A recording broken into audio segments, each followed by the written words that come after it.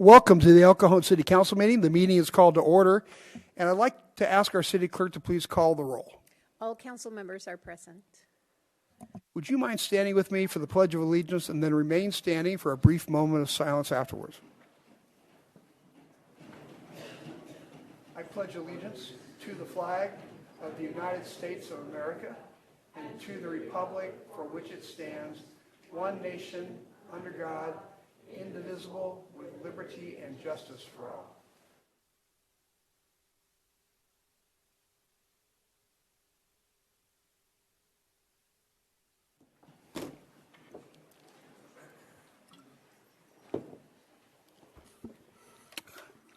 The city clerk posted orders of adjournment of the February 27th, 2024 meeting and the agenda of the March 12th, 2024 meeting in accordance with state law, City Council, and Housing Authority policy.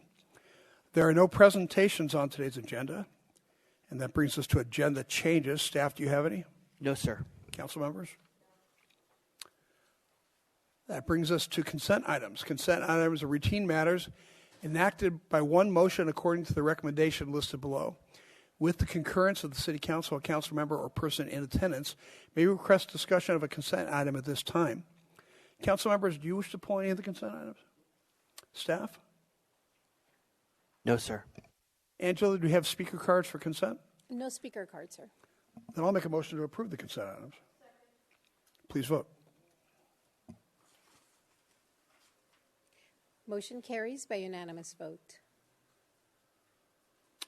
At this time, any person may address a matter within the jurisdiction of the City Council, Housing Authority, successor agency to the El Cajon Redevelopment Agency that is not on the agenda. Comments relating to items on today's agenda are to be taken at the time that the item is heard. State law prohibits discussion or action on items not on the agenda. However, City Council and Housing Authority members may briefly respond to statements or questions, and an item may be placed on a future agenda. Angela, do we have any speaker cards for public comment? We do, sir. We have 4. The first one is Barbie Bates. Hi, Barbie. Welcome. So I'm here because of I live on Taft Avenue, and we've got some excessive speed going down. We had a major car accident over the weekend, and I'm trying to see if we could get something like some speed bumps or a stop sign. I live in the 800 block of Taft Avenue, and I've been there for 20 years. 20 years ago, I tried to get a stop sign, but they told me it was impossible to do because my street, I'm the corner of Pauline and Taft, and they said that they couldn't do it. And then they gave me a dip sign, but it has not slowed down any of the drivers. They come down our street. We have children in our neighborhood, and it's just a danger zone. So I'm trying to see if we can get some help there. They came down and did a count for the speed when I tried again a few years ago, but they put the monitor in the wrong area, and it showed up that there was no problem with speed. And I tried to contact them to tell them that, but they never came back to redo it again. And I think we've had like three accidents in our neighborhood. These are my neighbors. They're all going to speak as well. Oh, good. Okay, well, great. We'll hear from everybody and then go from there. Yeah, so I don't need no more time, so I'm going to let them go. What's that? I said I think I'm done with my time, so I'll let them speak. Unless you wanted to tell jokes or something. Or... Oh, no. No jokes. I don't know any jokes. It was good seeing you guys. Thanks, Barbara. Eleanor Hankin. Hi, Eleanor. Welcome. Hi, thank you for having me today. I really appreciate it. So along with Barbie, I also want to talk about the speed bumps or at least maybe not speed bumps per se, but maybe stop signs or something along those lines, because in total we have about 100 houses in our neighborhood and we only have 3 stop signs. Mind you, 3 for 100 houses, and that's just not proportionally correct. We constantly have people doing drag races at night in our yard. I have consistent video footage of those things, and I don't think that that's okay. We have donuts who speed through Barbie's yard, or people who do donuts in our dip area, and once again, we have that dip area, and we have signs for that, but the accident that occurred, people constantly dip out, and there's 2 of them, and there's only a sign for 1, and so the accident that happened, the driver ended up dipping and catching air and driving into someone else's neighborhood. Now, I'm not saying that the speed bumps will help that situation, but it'll definitely help recognize the slowing down portion across Taft Avenue. Because once again, 3 stop signs for 100 houses in a neighborhood in El Cajon is ridiculous because we have stoplights everywhere. We live in a city. And I think that implementing stop signs or speed bumps or something along those lines for drivers to slow down would be super important. I also want to point out that, like, it's a consistent problem across California, right? Like, we all speed. We all know that. However, this is a neighborhood where people have children and families. Like, thankfully, there was nobody home at the time of the accident, but there has been accidents while people are home, and that has been the issue that's rising of the speeding. Because if there was no speeding, we wouldn't have an issue of this. So creating a way that we can implement slowing down drivers is some way to stop that. Yes. Bill, go ahead. Can you clarify between what cross streets on Taft where the speeding is happening? So ultimately, it is through Is it Taft. Chase? I know Chase is south.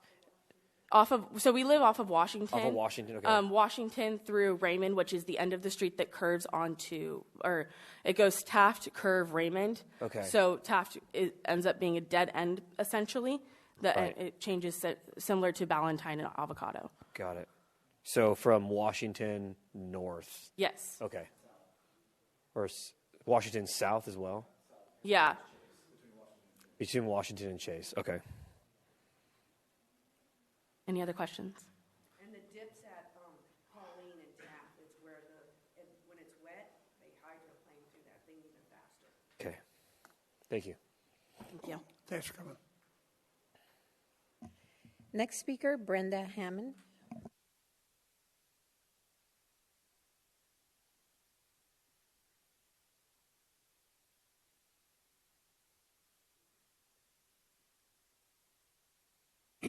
Hi, Brenda. Welcome. Hi. Hi, Graham. Mr. Mitchell. I can't believe I have to do this again and again. So anger is a normal human reaction to harassment, especially when it's done on purpose to test somebody for anger management. So I'm not going to get into details because I already have with certain law enforcement, but there's something happening this week. There's a group of people that are going to be out messing with people to make them angry to get their reaction on camera. I've reported it, but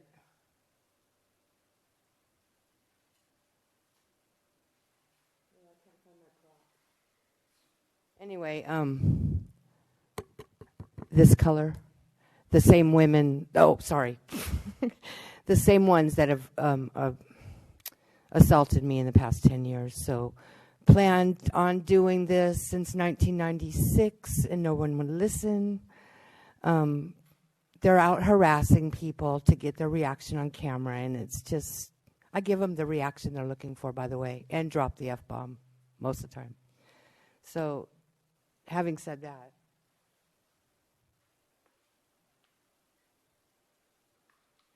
I'm not going to crack. Oh, and thanks for listening. Thanks, Brenda. Can't wait for the dances. Last speaker is Jessica Johnson. Hello, welcome. Hello, sorry, forgive me in advance if I get emotional. So I'm the one who had 3 of my vehicles get crashed into due to the speeding that happens on Taft Avenue. It is now the 2nd time that a car has flown into my yard due to the speeding. The speed limit on our street is 15 miles per hour. No one drives that. I've got 2 young kids who play outside, who play in the front yard. And Friday I had a nightmare imagining if my children would have been playing in the front yard when this car, driving at least 60 or 70 in a 15, launched over this dip and into my yard, pushing my cars into the grass where my kids normally play.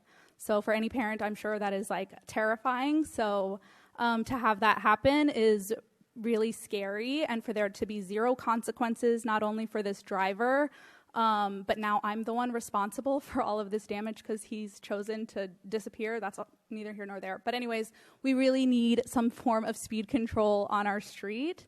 I want my kids to be able to play out front without being scared that someone who is driving recklessly is just going to come barreling down the street and not see them. The dip does only make it worse.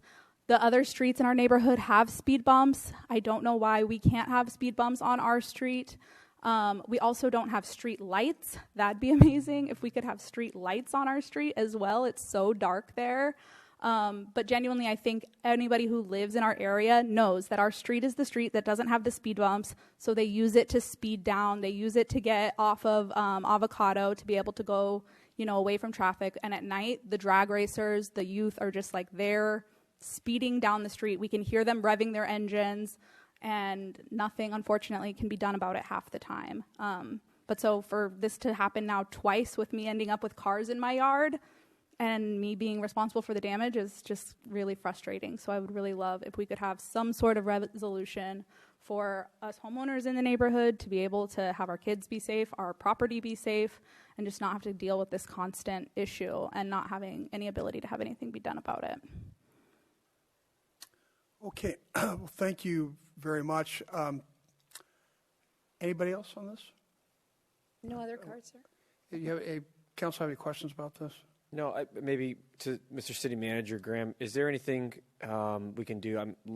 The last speaker said, and I'm looking at the map, it looks like drivers may be using Avocado or Taft as a bypass for Avocado. So is there anything we can do to do a traffic study and have some kind of calming measures to begin that process? Yeah, we'll look at it. I don't know if they're really using it for Avocado because, as you know, Taft doesn't connect with Avocado except at Renette. And then there's these sort of Pauline and Raymond that sort of dead end into cul-de-sacs heading toward Avocado. So I don't know how much it's used for as a sort of a cheat street. Yeah. We can do some analysis. I think one of the concerns is, as you know, stop signs can only be put in places where there's a legitimate need for control of traffic. Mm-hmm. It's not really meant for a speed slowing device. Mm-hmm. We'd have to look at this traffic on Renette. That may warrant it, so we can run some analysis to see if there's a need for stop signs at Taft and Renette. There's currently stop signs on Renette, but not on Taft. So we could potentially do that. The challenge, though, is if people are using the street already and breaking the law, do stop signs really stop people, right? I don't know if that's the case. We'll do some analysis. We'll look at some speed data. And then there is a process by which residents can ask for speed humps, and so we can steer them in that direction as well. Yeah. And Barbie, make sure you keep in touch with me. I'm going to come out. I'd love to see the street and look at it, and we'll make sure we come to some kind of a solution for it. But Barbie, I'd like to call Barbie Bates back up to the podium. Come on up, Barbie. So we all have rings on the corner, so we actually have the speed, the video of this guy this last time, and you're getting the location wrong. So where they're coming from is they're coming off of Washington, going down Taft to about, and Renette comes in between the end of 800 and the beginning of 900. So when they came out originally and monitored our street, they came in the wrong area. It's not, the speeders are coming off of Washington onto Taft Avenue. And the corner of Pauline and Taft is where the dip is. And they're not coming from Renette because there's a stop sign on the corner of Renette and Taft. So your location's incorrect of where it is. Yeah, only on the corner of Renette and Taft. When you come off of, there's a stop sign there. But none at Pauline. But none at Pauline is what you're saying. But not on Pauline. And they said that because it's not a through street, they wouldn't put one up there. All we got was the dip sign on there. Okay. So I've been there for 20 years, and I've tried to get stuff going, and it's just getting worse. Yeah.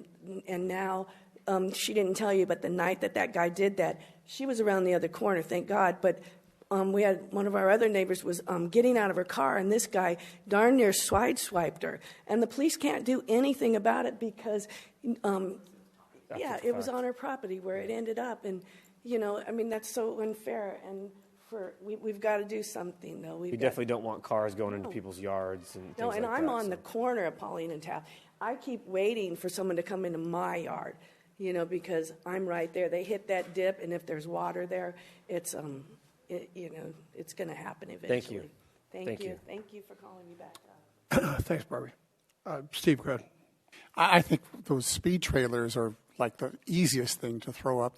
They're not a cure, but it does provide notice to those people who want to speed. That's probably the easiest thing we could do right away.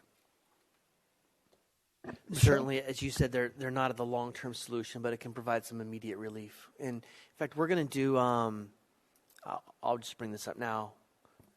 I was going to bring it up during the goal-setting session portion, but we actually did some. We're going to present to the City Council some interesting data that we gathered in 2023, because we put out a lot of speed trailers, and we could actually notice the immediate impact of them. But after a period of time, actually a matter of days, the effectiveness goes down dramatically, even though they're still there, because people are just used to them and they lose that savor. So we'll have some data about that, but certainly the speed trailers would be helpful right now. And I think it'd be helpful to follow up with the people outside of this forum. They talked about ring cameras, and maybe there's some evidence of some of these participants that the police can help with, and I think there's some more discussion that could happen. Okay, I know Barbie, and she sent me one of the Ring camera videos. This guy actually got air. He hit the first dip. You could see him bottom out. It was at 7:30 at night or 7:45. Sparks came out. He hit the second dip, and then took air, and you could hear him crashing in because the homeowner of that particular Ring video came out. We have the same problem at Mollison and Bradley, the two dips right there where they catch their speed, they run the stop sign, and that's one thing about the stop signs, they don't stop, because I have the same problem in my neighborhood. If they're going to run it, they're going to run it, and they'll hit those dips, and then they catch air, and they run into the cars, and I know that they've hit several cars just north of Bradley. So I'm hoping that we can come up with some sort of solution, because they have several videos, and I'm sure that they'd be more than willing. Did you have a question? I was just going to say, if you guys would like to see the video, I have it. Okay. I'll connect. Yeah, I want to see it. Anyway, Thank you. Thank you. I think we just need to take a hard look at this, and I'll leave it at that. Okay. Well, let's go through the process, and we'll see what happens. There's a young lady in the back. Go ahead and come up and speak, but afterwards, would you mind giving your information to the city clerk so she can... Hi. Hello. Pardon me for speaking out of line. 1 second, please. Just to remind you, this is not something you can take action on and talk about taking action on. So just receive the information. The city manager is listening, I'm sure. So. Hi, go ahead. Again, pardon me for speaking out of line. I would like to know why there is still homeless individuals posted up in tents on our beautiful corners. For example, there is about 3 or 4 tents in the Vans parking lot across from a church, across from St. Paul's. And it's just heartening. Is there a hot team available through the city of El Cajon? I'll go ahead and let you finish, and then I'll answer your questions. I finished. I just want to know if there's a hot team available that could be collecting up these homeless individuals and placing them where they need to, or speaking with Gavin on how to get the homeless off of our beautiful streets. Yeah, just to put in perspective, I know a lot of people feel like we don't realize that there's homeless people around, and believe me, most of our bandwidth goes to dealing with the homeless problem, which frankly was created by the state of California and kind of thrust upon us. We're trying to deal with it. We don't allow camping on the streets, but they they pop up, and sometimes it takes a while to catch up with everybody and shut down their encampments. We know it's a huge problem, and we do as much as we can to help people get off the streets. We probably spend more per capita on homelessness than any other city in the region, and a lot of that's with our cooperation with East County Transitional Living Center, who does a great job in helping people get off the streets and get rehabilitated. The problem is in California, there are very few remedies to force people to do what you want them to do. California accepts homelessness as a viable lifestyle, and you can't arrest people for them or for being homeless or use any of the old remedies that cities used to do to kind of keep people off the streets through vagrancy laws. So I'm not trying to make excuses. It's something that every community in California has to deal with. Some don't want to deal with it. Some are trying really hard. But California is a unique place in the country right now. And so we're doing our best. I understand. Also, you had posted that individuals are not allowed to stand on the corners with begging signs for money or for work or food. I still continue to drive around El Cajon, which is such a beautiful city. And it's heartening because at every corner, at least every other corner, I am seeing them begging. When we have the human resources right there on Lexington and First, that is obviously not helping. No, And it's the same song and dance since I was in high school. You're absolutely right. There are people that go in the medians. They're not supposed to. The difficulty is we're not allowed to arrest them. All we can do is ask them to leave. If they go back time and time again, we can give them the ticket. But that's as much as the state of California will let us do. With all due respect, I do have a question. Sure. What is the status on the property where the old Coco's used to be behind McDonald's? Because I've had an idea and a vision about collecting up the homeless and placing them in like an alpha project so that they won't be on our street. It's a private property that is being developed right now for another purpose. But yeah, I hope you can get the homeless under control because there should not be tents posted up on our main streets. I know, I agree with you. And I don't know why the governor is allowing this throughout all of California. It's just heartening, and I will leave it at that. And thank you for your time, Mr. Wells. Thanks. Yeah, there's one other issue here. Gary wanted to bring something up. Yes. Oh, thank you.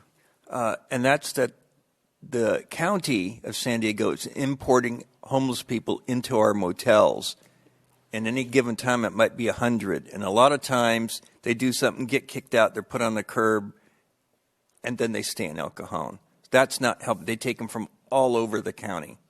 Absolutely. And then when an individual, say a single woman, maybe either a single woman with no children or a single mother with children, calls 211 to get help, to get a hotel room, there is none available. But yet over there on Magnolia at the Motel 6, there was some bad incidences because 211 allowed drug dealers to go into Motel 6. But I promise you, I have spoke with many women, over 2 handfuls, and there is no help for calling 211. Like none, absolutely none. It is so heartening that I just want to scream at times. Okay, well, I agree with everything you're saying. So how are we going to fix this? I don't know, unless we can change our state legislature. Yeah, and I was going to say, unless state law changes, we're not going to see a change. And so our state legislatures and the governor, as you said, is the body that's going to be able to make a noticeable difference. So there's a handful of laws that are coming up potentially on the books in November to vote on. I would encourage you to look at that, and one can make a very large difference. I do have a suggestion. What district do you live in? Do you know what part of the town do you live in? I'm actually in Casa de Oro. Casa de Oro. Okay. Well, I would encourage you to make an appointment with myself or anybody on the council you feel comfortable with, and let's go to sit down and have a cup of coffee because it's a long, complicated process that will probably deserves 45 minutes to an hour of discussion time. I would love your time. Would I be able to call your office? Sure. If you leave your number over here with our city clerk, I'll get hold of you and give you. We can meet for coffee. Thank you. That'll be nice. All right. Thank you. Mr. Mayor, members of the council, anybody can download the El Cajon app, and we do have a homeless outreach team. Good point. So as people let us know, then we can put attention to that. And as was commented by the council, I mean, we do go out, but we just sort of move people around because there's no requirement for us to require people to go into a shelter. But when we have that data, it does help us make good, informed decisions. So we appreciate when residents do let us know what's going on. Yeah. Does everybody understand what he just said? There's an app called My El Cajon. It really works very well for reporting a pothole, graffiti, somebody standing in the middle of the road, an encampment that's growing. We actually appreciate it when you let us know. So thank you. Are there any more speakers? No other speakers, sir. Okay, great then. So there are no written communications and no public hearings on today's agenda. We have one administrative report on today's agenda. Item 11 is a report on the City Council Action Plan, and I'll ask our city clerk to tell us about this. Mr. Mayor, I get to report on this, so unless Angela wants to. Okay. So back on January 23rd, the City Council held its annual goal-setting workshop in which it identifies its priorities that it wants to focus on in the upcoming year.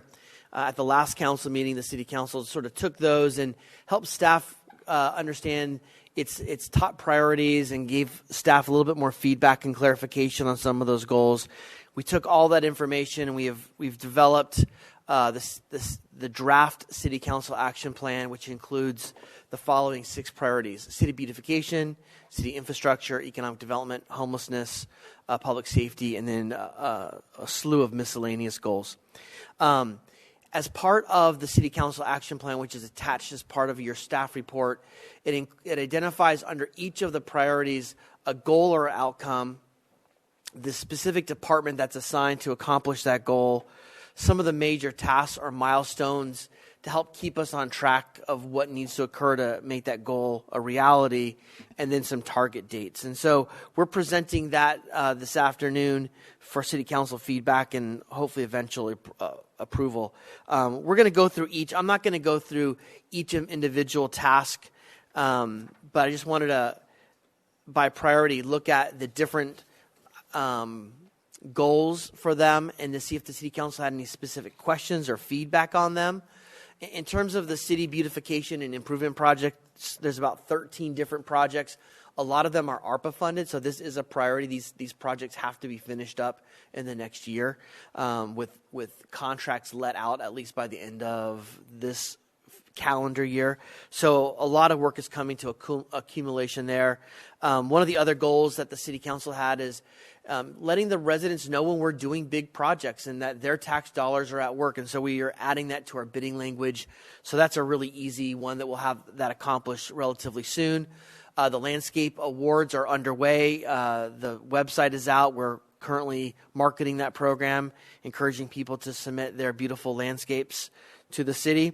And then I'll just move to the mural project. It is a grant-funded project, and we're close to letting a request for proposals out to the public on that soon. So that's kind of city beautification. Are there any specific questions about the individual tasks or the timelines that staff laid out as part of this priority? Okay, see none. Moving on. City infrastructure.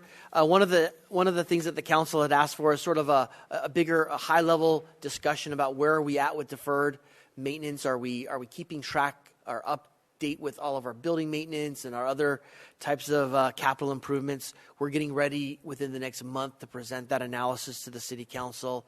We're also working to update our pavement management program, where we'll go out and camera every single street and get a new PCI, and then we'll present some data to the city council on where we're at and how we compare with our neighbors, and as we invest significant amounts of money in the upcoming years, what that should do to our pavement pavement index. And then lastly is we are hoping to allocate money in this year's budget up to $2 million for capital improvement. So you'll be seeing that as part of the budget process. And then by September, hopefully we'll have those projects identified for city council consideration. And we may actually have more than we have money for, but we'll get some priorities from the city council, and then we can start implementing them probably towards the beginning of 2025. Are there any questions about the city infrastructure? Phil has one. Just to clarify, in the staff report for the neighborhood capital improvement projects, the goal is to integrate some of those into our budget, but then also on top of that, dip into general fund reserve. Is that what I'm hearing? Probably what we would do is we would shift money out of general fund reserves into the CIP, the capital improvement budget. Okay. And so then we'd have money in there to get those done. That's what I was hoping for is instead of trying to work it into the budget, let's do a one-time. Yes. Great. That would be intent. Great. In terms of economic development, there's a lot going on here. We have 7 goals that the City Council identified. As you know, the Parkway Plaza analysis is well underway. The Assistant City Manager and I have had several meetings with the consultant. We've been engaged with the property owners. We know that the consultant also has been engaged with the property owners. We're hoping to have at least some rough data from them in March for a staff level view, and then by midsummer something for public consumption, and including a city council presentation. We've already launched the sign and facade improvement grant program through a lot of different mechanisms. The downtown project is more of a long-term envisioning project, but I think it's something that's important to kind of keep on our mindset. Mr. DiMaggio has been in touch with our consultant that's handling the Surplus Lands Act, and so that analysis is currently underway. We also have engaged with San Diego State students in the master's program. They're doing some analysis of our development permit experience, looking at how our permit experience flows or compares with other cities, and they're doing some customer service analysis and surveys to see are there areas for improvement. So we should have that report to the City Council before the end of this fiscal year. The East County Market Nights, the RFP has been let out, and in fact the council just rejected one of the bids during consent. We're re-putting out the RFP depending on if there is a cost or how much that cost is and where we're at budget-wise. This may be one of those projects that goes on hold for a while, as well as the economic development manager. And then Mr. DiMaggio is working with the downtown partners in implementing some of the P-bid findings. And I think in the next month we should probably have a report on what's being implemented, what's on hold, what are some of the struggles in implementing some of those goals. Any questions or comments about the economic development priorities? Apparently not. Okay. In terms of homelessness, there's really kind of 2 big ones. I'll start with the second one that's listed, and that's kind of doing what we continue to do, is promoting all the things that we're doing, not only to those that are experiencing homelessness, but also those that are in our community that have questions. And as you know, the City Council, you spent probably more time than any council in the entire county focusing on this with the myriad of town hall meetings that you ran. I have not heard of any other city council that has done that in the way that you did that. So kind of hats off. I think if people are paying attention, there are opportunities to get a lot of information about what we're doing in the homeless realm. And then the council also directed us to consider another documentary similar to the one we did last year, which was focused on more on the law enforcement perspective. And by the way, I'd encourage anyone in the audience to watch that documentary. It's found on our website or any of our social medias. This documentary is a pretty heavy lift, and this will take a lot of time. That's why we have a deadline towards the end of the year.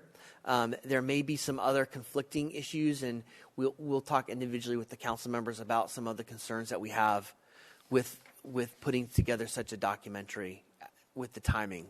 So it may be something that makes more sense moving into next year. Any concerns, comments, questions, feedback about the homeless priorities? Okay. I've got one. So I talked with Amicus yesterday and Pastor Slade from Meridian.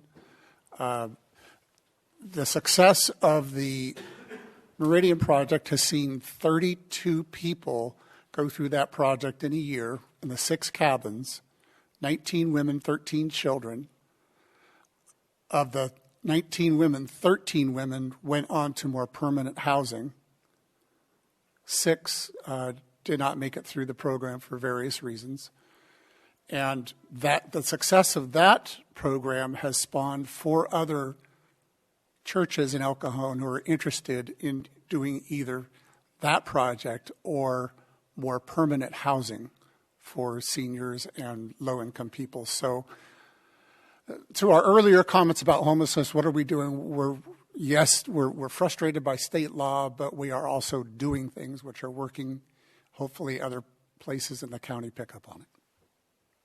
I appreciate it, Mr. That would be a Goebel. good topic for the documentary. Absolutely. One of the, and Mr. Goebel's aware of this, but Pastor Slade is the one that's sort of putting out the idea to other churches, and he sent me last night a list of churches, and we're actually going to do a meeting with all of them at the same time and kind of talk about what's working at Meridian, what's not working at Meridian, how does their property even qualify under the emergency or the temporary ordinance. So we'll kind of dive into that with them, but there's some opportunities.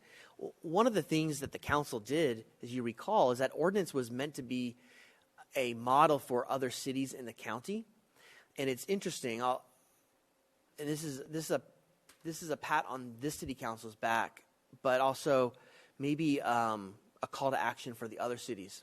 No other cities have taken this ordinance, and we've proselytized it. We have put it out there. And it's interesting to hear that people want to do something about homelessness, but one of the easiest things they could do is a temporary rezoning like the city of El Cajon did, and no one has taken us up on that offer. So a little disappointing, but I think, as Mr. Goebel said, we continue to be a leader in this area, and I'm really proud to be part of this organization that does take leadership in the area of homelessness. In terms of public safety, one of the things that we are in the process of doing is implementing the direction from the city council for the fire coverage study, and just this is a draft. This is just to tell you know there's a lot going on with this. So there's a flow chart. We have staffing issues, equipment issues, funding issues, but the goal is to get Engine 208 into service as soon as possible. And so we're currently putting together all the heads at City Hall to identify all the different tasks that are related to that. And by the way, there's multiple spreadsheets behind this that identify all the different tasks that need to happen with a calendar and timeline. So there is a lot happening. That back row of our executive team is all hands on deck working on this right now. The other goal that the city council established was curbing excessive speeds. As I previewed during the public comment, the police department had some pretty interesting data collected in 2023. We hope to present that in the next month or so, or at least by May, about some of the success that they've had in some areas that we're seeing some improvement on, and maybe some opportunities to build on that. And then there's some other goals related to doing some more public education. And then at the end of the day, really engineering solutions are the only long-term solution, unless we have a police officer on every street corner 24 hours a day, which we know is just financially not feasible. Any questions about the public safety goals? All right. Last but not least is the miscellaneous. As you know, the Veterans Memorial has been on your radar for the last couple of years. We are very close to releasing a request for proposals. We have the location identified. We want to thank the City Council for all of their feedback and input on this, but we're moving forward on that. And that's really, of the miscellaneous goals, our number one priority of those three, because it's something that we've already started. The short-term rentals and the planning study for East Main Street are longer-term goals. And in fact, the East Main Street project, that's a $400,000 study ticket over a multi-year period. That doesn't mean we shouldn't start it, but I'd like to get some of the stuff that we are already chewing on digested before we start chewing on a really big bite like that. So that's pushed off a little bit later into the calendar year, but we'll start thinking that through a little bit more. Any comments about the miscellaneous goals?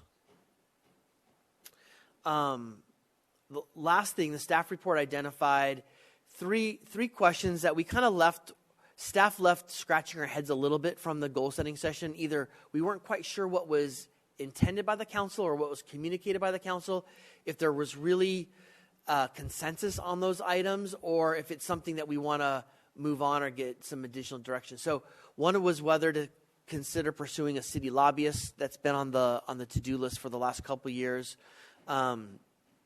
Whether to host a financial literacy community workshop, and then the concept of seeking technology solutions for city beautification. So with that, staff's here to take any feedback that you may have. If I would offer something, I think we have a lot on the plate. So if there's a burning need, I'd recommend we leave these off for the time being. But if council has some consensus around these, we can add them into the list. So with that, staff's here to answer any questions that you may have, take any feedback, and then ultimately consider approval of these of the council action plan. Before we get into council questions, I'd like to ask Angela if we have any speaker cards for this item. No speaker, sir. All right, then back to the council for questions and discussion. Michelle, go ahead. Right. I think Graham's recommendation for the last three items on his, those. Let's put a hold on those. That's just my opinion. Let's put a hold on them. We do have a lot of higher priority items. And yes, I'd like to see financial literacy, but maybe there's an organization who would like to take that on. But for right now, I don't think council needs to be spending time on this, and we've got bigger fish to fry. That's it. I agree with that. Yeah, I agree that those last three things are something that we can delay till next year. And as far as the financial literacy goes, I think that Grossmont Adult School or Grossmont Cuyamaca College District would be more appropriate in having that classes for that. Go ahead. I agree on number one. I agree on number two. On number three, I think there's a quick piece of information that could be helpful to decide if you want to go forward on the technological solutions. At last year's Smart Cities Conference in Denver, we saw some examples of sensors that will monitor road conditions. And after a rain, it can automatically detect a change in the pavement depth of more than half an inch, for instance, if that's the setting.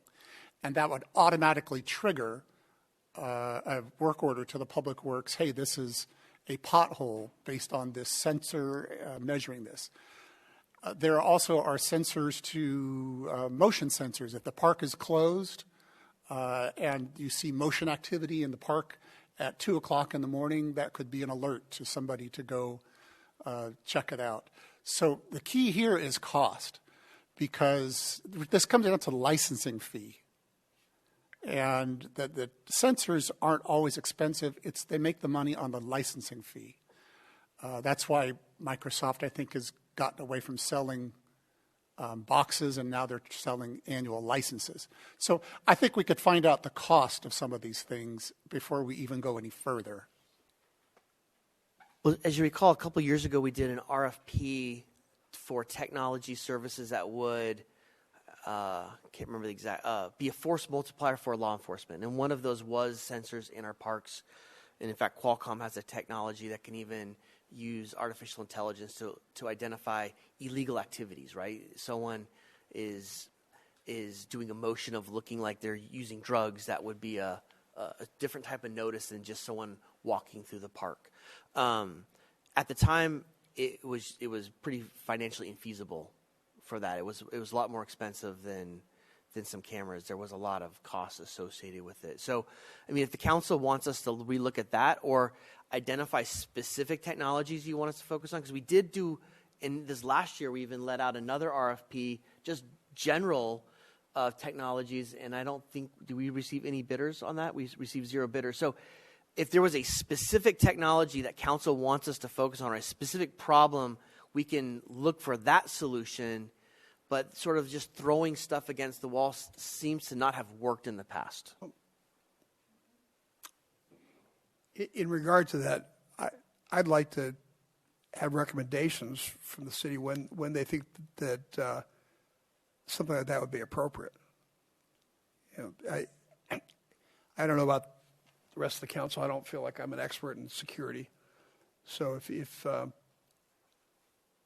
somebody on the team feels like that's something we should look at, then I'd like that, bring that to us at a council meeting.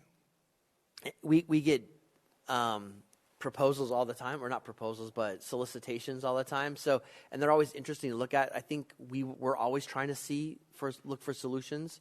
I saw some similar sensors that city had where they put things on their bus, and actually as the bus drove around, they were actually measuring street depths and other types of things. So I think those are interesting. I think for us right now, frankly, is the bandwidth of our IT department. We have, I'll use Carlsbad as an example. Their IT department has 40 individuals in it. And so they're always exploring and looking for cool technologies. Maybe we can spend some time to let them do some homework for us and see what's working there and not working there. And that may save us some time. So we got to think smarter about it because we don't have 40 people in our IT department like Carlsbad. But I think if council does see other things that they would like us to focus on, that would help us as well. But we'll always keep our eyes open for technological solutions. Yeah, I like the sensor idea. Steve, I never thought about that. That's a really good idea. So maybe we can look into that again. As time passes, the cost of that type of technology should be going down quite a bit. And if you're looking for specifics, I'd say road conditions and activity after dark in closed places, if I had to name two specific areas. Okay. Is there consensus from the council on that? Yeah, I'm okay with that. I agree. My only comments generally with regard to the goals, heavy lifts, it looks like, for Public Works. Most of them are identified for Public Works in the city manager's office, heavy lifts. So good luck. I appreciate you taking on most of it. I'm looking at Yasmin. If Yasmin's back there, good luck. I appreciate all the hard work from everybody. I would say I'm always going to fight for it. Where is it? The Economic Development Manager. I know it says on hold. I just really think that I'd like to see a date there at some point. And if I'm looking at other priorities, I think that we got Chris as our marketing manager, and he's been awesome, and he's a force multiplier. And if we could get an economic development manager in this, working out of the city manager's office, we could have everything under economic development controlled and hit on fast forward. So I'm always going to keep speaking that. And then that's really it. I don't think we need these three either. Those can wait. When I look at the priorities that you've outlined, Graham, I think they're in line with what the city needs. So that's my feedback. Mr. Ortiz, on the economic development manager, we would agree. I mean, we're really the only city almost in the entire county, except for the very smallest cities in this county, that don't have somebody that's focused on economic development. Back to Carl, I've been looking at a couple different cities' staffing levels, and are you getting envious? Not envious, but Carlsbad has more people in their economic development team than we have in the entire marketing and economic development that we have on the entire second floor of City Hall. So, I mean, it's just that's probably too many. I'll be honest with you. And I'm not asking for that, but I think one person would really help us hone. And there's so many opportunities that I know Vince and I would like to spend some more time on that would bring money into the city of El Cajon, but we don't have the bandwidth, and it really comes down to either him, me, and maybe community development periodically. So that would be helpful. But we'll look at what the budget looks like, given all the other conflicting issues and the other demands on that budget. And so where we're at sales tax-wise, we'll see as well. And no feedback here for this next comment, but maybe you look at something contractually, for a 1-year term with a 2-year extension or something like that, and we could use general fund money to fund that, or, I don't know, something creative. incentive, for bringing in businesses and a sales tax share or something like that, where we could get someone in the position working part-time or, maybe on a contract on a limited time frame, a year to 3 years or something like that, just to form the position and maybe see the value. No need for a response, just throwing it out there, for you to explore. Thank you. One more thing. Sure. I think we need to be careful regarding money until after November. I don't want to commit to something without having the money there, or at least expected. On the economic development, we have often said, what does the East County Economic Development Council do? We're a dues-paying member, and until we get our own custom in-house person, perhaps we can lean on them for some resources. We'd have to have a contract with them. I don't think the services that they do under our sort of general membership would fulfill what we're looking for on the day-to-day basis. But that's potentially, as Mr. Ortiz talked about, maybe there's a potential contracted position there that could help with the lift. Well, like Gary says, I'm really sensitive about money and all of these goals to say, hey, let's finish what we got. We've budgeted for it, but before we start doing something new, we got to make sure we have enough money for the really important stuff. I agree. Of like a fire engine at Station 8 or... That's my concern about all of the things that council's directed us. We're worried about the money part. So. But the EDC, they get grants for a lot of what they do, and perhaps we can have a discussion. Guys, go for a grant that will fund this kind of person for this kind of activity for all of East County, not just El Cajon. Fair enough. All right. Graham, did you need anything else? I think I got the feedback I need. I think at this point, if the council is okay with, based on what you gave me, considering approval of the city council action plan, then we'll put it into action. Does anybody object? Okay, good. Sounds good.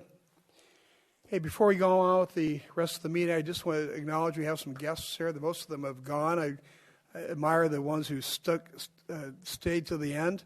Where are you guys from? Valhalla? Any other high schools here tonight? All right, well, welcome, Valhalla. I hope you're having a good time. Okay, then.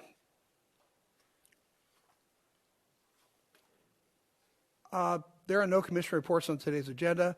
Item 12 is my activities report. And we're activities report for council members. Councilmember Goebel. As reported, except I didn't make the Arbor Day celebration, so scratch that one off. Councilmember Kendrick. As reported. Councilmember Mitchell. As reported. Councilmember Ortiz. Mine is as reported. We have one joint councilmember report from Councilmember Goebel and Deputy Mayor Ortiz. Gentlemen. I'll defer to Councilmember Goebel. Thank you. This came as a result of a homeowner in our district who brought up a very good point about fencing and specifically front yard fencing. The current municipal code talks about you can have up to 42 inches solid on the front part of your house, and anything above 42 inches must be 90% visible and wrought iron only. And that seemed like an antiquated solution that was very limited and expensive, that since perhaps that code was written, there may be new products and new methods available that would be fine as well. So I think the city manager has a couple of pictures to show examples of things that might be something, and the goal here is to send this to staff for evaluation and possible action to the Planning Commission and then to the City Council.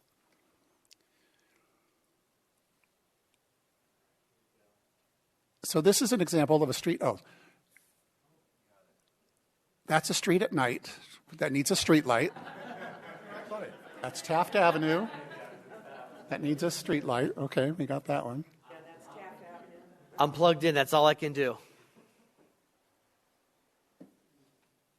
Hold on, let me go. Hold on. Maybe I need to do one more thing. There we go. Okay. So here's an example of the current code talks about wrought iron fencing. As you can see, it's very robust fencing. Usually wrought iron are custom-made fencing, and it's very expensive. But here's an example of perhaps metal rail fencing, which may or may not be wrought iron in this particular picture, but some of the home improvement stores sell these pre-made 8-foot panels of this kind of fencing, and it's much more affordable than custom wrought iron fencing. And this is an example of 42 high solid and something above that's open. Here's an example of another product. This is called hog wire, and it's about 1/4 inch metal gauge, an example of perhaps 42 inches solid at the bottom, and then up to 72 inches total with an open thing. And the idea here is that is a very good-looking, affordable option compared to a custom wrought iron fencing. As an aside, back in 1994, I owned a retail business, and we had a custom wrought iron door made for the back door as a security door. And in 1994, that door cost me a little over $1,300 30 years ago for that custom wrought iron doors. Very quality craftsman and Hummel made it. But that $1,300 door today may be $2,500.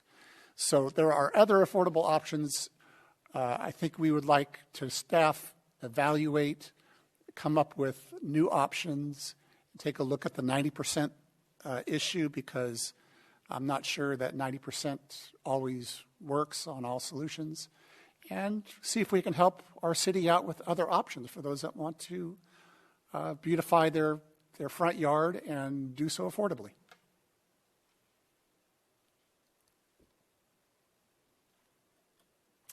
Yeah, I'm open to that.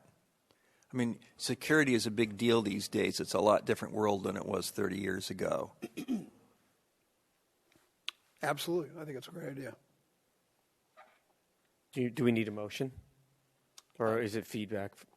I think, yeah, a motion would be helpful, and then we'll direct, as you know, it'll go to the Planning Commission first. So when we do an analysis, we'll go to the Planning Commission with some recommendations, and it'll come back to the council. Well, let me just make sure. Do we need to go to speaker cards on this? No speaker cards, Okay. sir. All right. So I'd move that we send this item about front-facing fencing to staff for evaluation on alternatives to wrought iron, and send their recommendations to the Planning Commission and ultimately to the council. Please vote.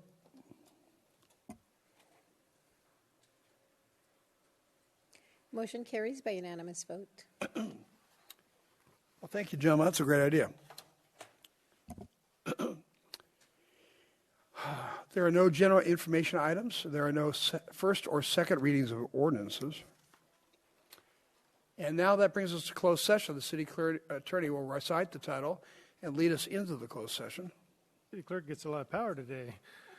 We're going to go into closed session on 2 items. Mayor, the first is item 18, closed session for conference with labor negotiators pursuant to Government Code Section 54957.6. The agency's designated representatives are the city manager, assistant city manager, director of finance, director of human resources, and city attorney.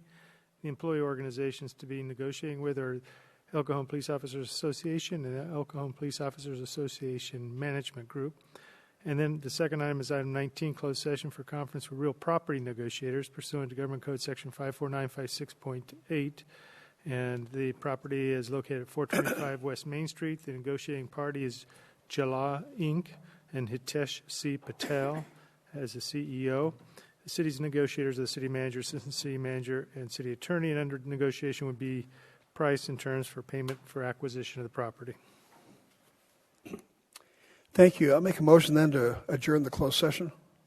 Please vote.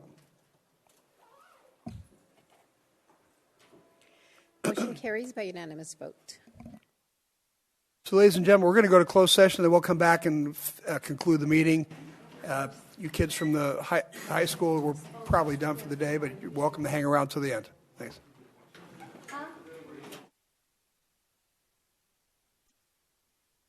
You're the lone student left?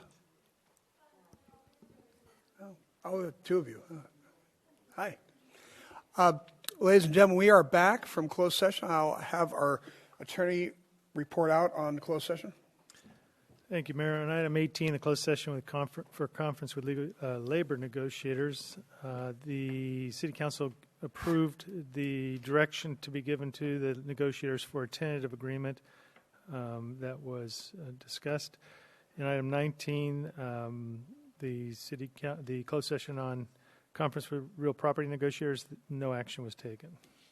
Thanks. This brings us to adjournment. The regular joint meeting of the El Cajon City Council, El Cajon Housing Authority successor agency to the El Cajon Redevelopment Agency, held this 12th day of March 2024, is adjourned until Tuesday, March 26, 2024 at 3 o'clock p.m. Thank you very much.